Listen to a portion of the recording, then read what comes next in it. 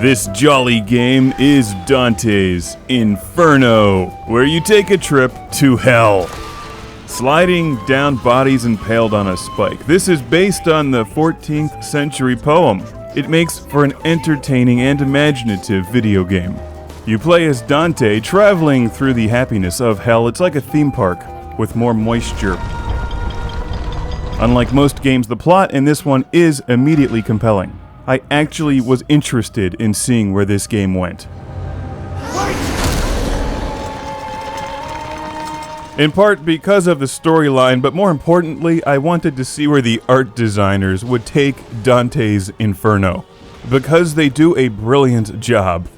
The wild environments in Dante's Inferno are the star of the game. The gameplay feels like a reverse-engineered God of War. It's almost identical to God of War in just about every respect.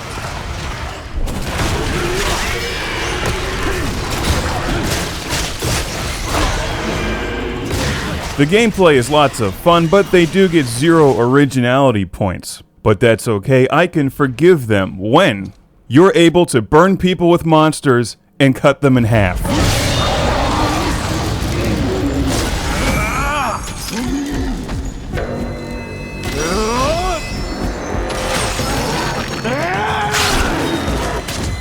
There's nothing new in the concept of reverse engineering a video game. How many arcade games and video games for the Atari 2600 are reverse engineered from Pac-Man and Space Invaders? The answer is more than I can count. But that's not to say that games like Clean Sweep and Demon Attack aren't fun games. The same goes for Dante's Inferno. It's just that there's so many different things in God of War that have been replicated in this game. Don't let that dissuade you from playing it if you think it looks fun or if you enjoyed the God of War games, because Dante's Inferno is one hell of a ride. By the way, did I mention that you get to burn people with monsters and cut them in half?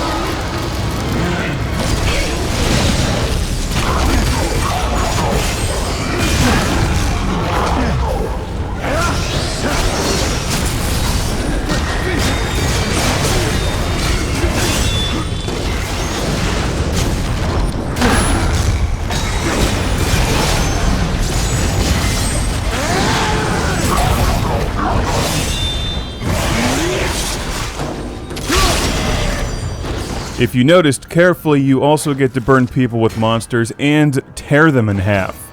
This game is rated M for many reasons. The sound design in Dante's Inferno can't go unnoticed either. There's scenes earlier in the game where you're running and there's bodies falling out of the sky on fire, screaming. The walls are frequently filled with people shrieking and moaning, and the whole thing just sounds wonderful. It's a happy place.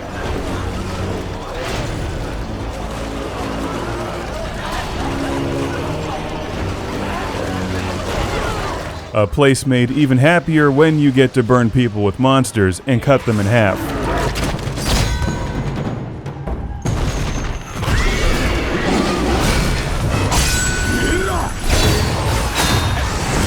So let's do a quick recap. In addition to all the gameplay and story stuff, you get to burn people with monsters and cut them in half.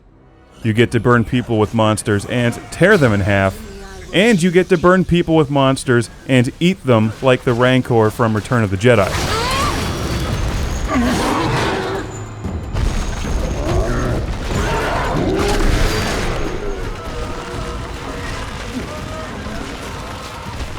The only parts of the game that I really did not enjoy and that I thought actually broke the pacing of the game were the parts where you had to use trial and error to basically swing from point A to point B or solve some puzzles.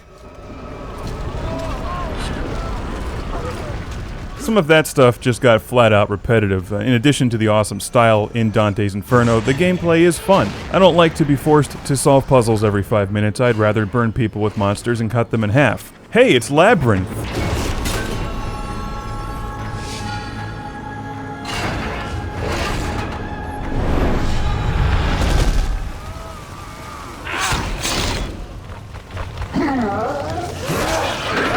Talk about an impractical door. You know, a lot of people will quickly dismiss Dante's Inferno because of the similarities it shares with another popular game.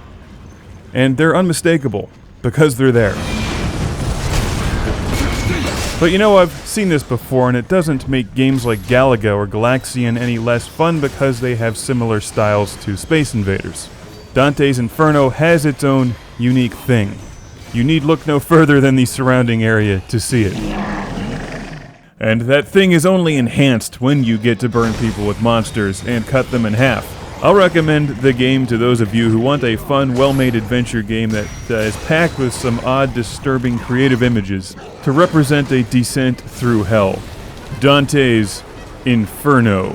Now, I'm anxious to see the sequel, Dante's Disco Inferno. It'll have some funky beats and the ability to burn people with monsters and cut them in half on a light-up disco dance floor.